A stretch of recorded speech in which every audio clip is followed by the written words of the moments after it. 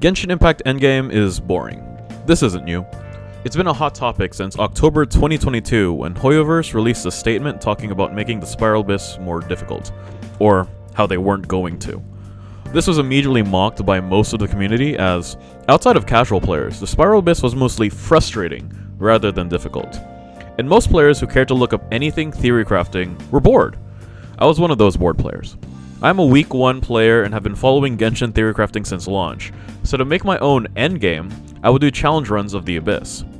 Then, around a year ago, one of my viewers brought to my attention the Cardi Cup, a Spiral Abyss pickban speedrun tournament coming up in the next month being run by a streamer named Cardi Desu. I decided to enter and finally found a way to make Genshin Impact fun again. Spiral Abyss pickban speedrunning isn't a new concept.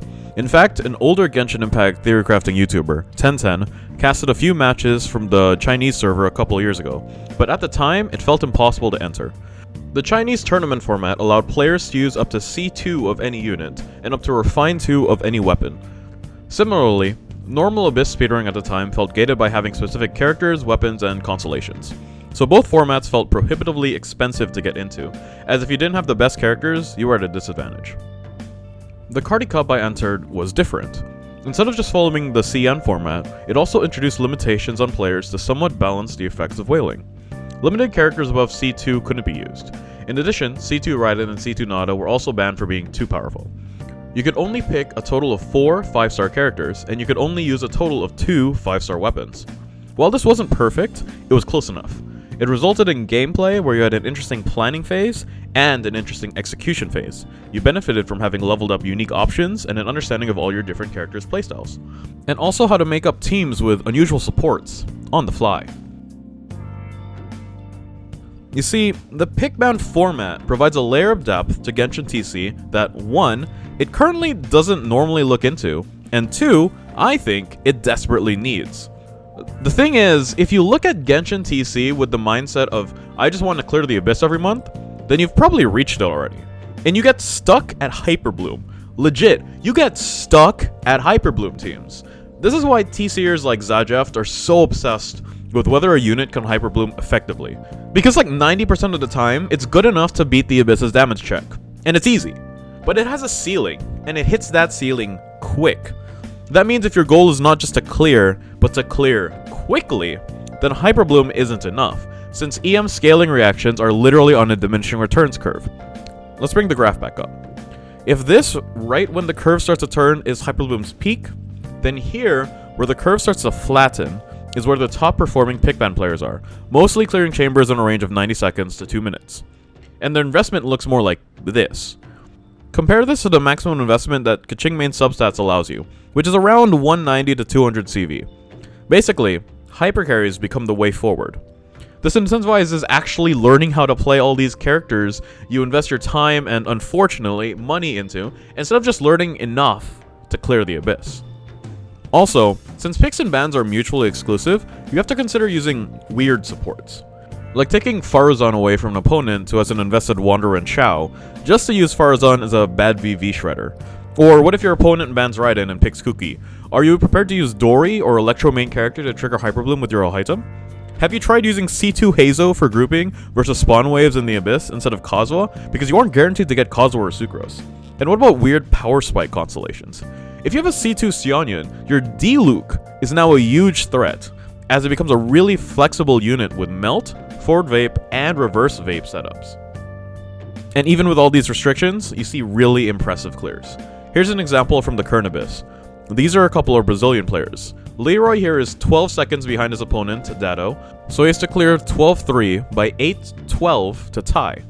His first half team is pretty standard, but his second half team is not. Beto and Xiangling here are both using ESF with 260 ER or more. They're both using attack goblets because the lack of Bennett buff and the gain of ESF damage percent makes them actually prefer it. Yelan is C2, so she mains Hydro a lot better than usual, meaning Xiangling actually gets over vapes. And notice how Leroy grabs Global Pepper here for the attack percent before he uses Xiangling Burst. That right there could have been the reason for the seconds that he wins by.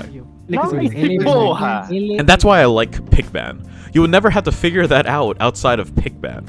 Think about the Chi-Chi Chlorine team. It's cool. It makes use of Chi-Chi and an unusual standard 5-star weapon. But it's not one of Chlorant's best setups, and when your only goal is clearing, you can just use the best setup every single time. There's no point in learning how to use this different team. Or what about 4-star only teams or skill-based teams? Gaming Reverse Melt has a lot of speed potential, and it only uses 4-star characters. But the only reason you really need to learn how to use this if you're a content creator. And it's like, hard. But why would I practice to achieve that when I only need to clear? That's why I like Pickban. It finally adds incentive to getting better in Genshin Impact, whether that's just artifacts, new units, or practice.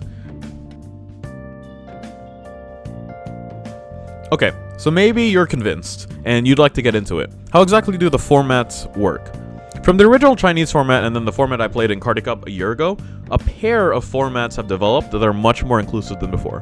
The first format, which is what the most recent Cardi Cup was played in, and also was commonly used by the Brazilian community until very recently, is called by my Discord community as points format, or Cardi format.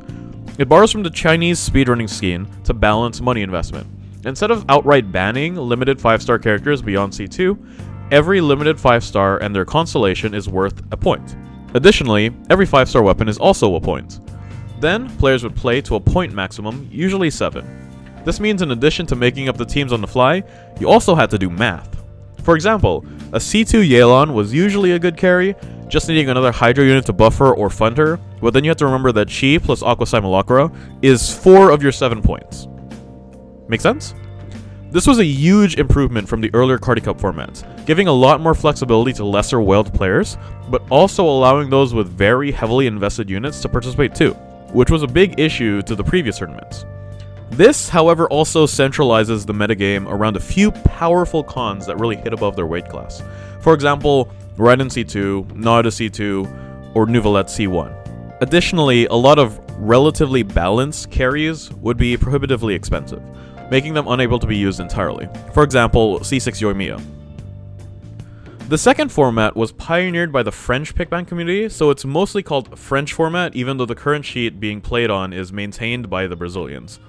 Also, Jay Stern briefly got interested in this and made his own sheet of this format. You'll understand what I mean when I explain it.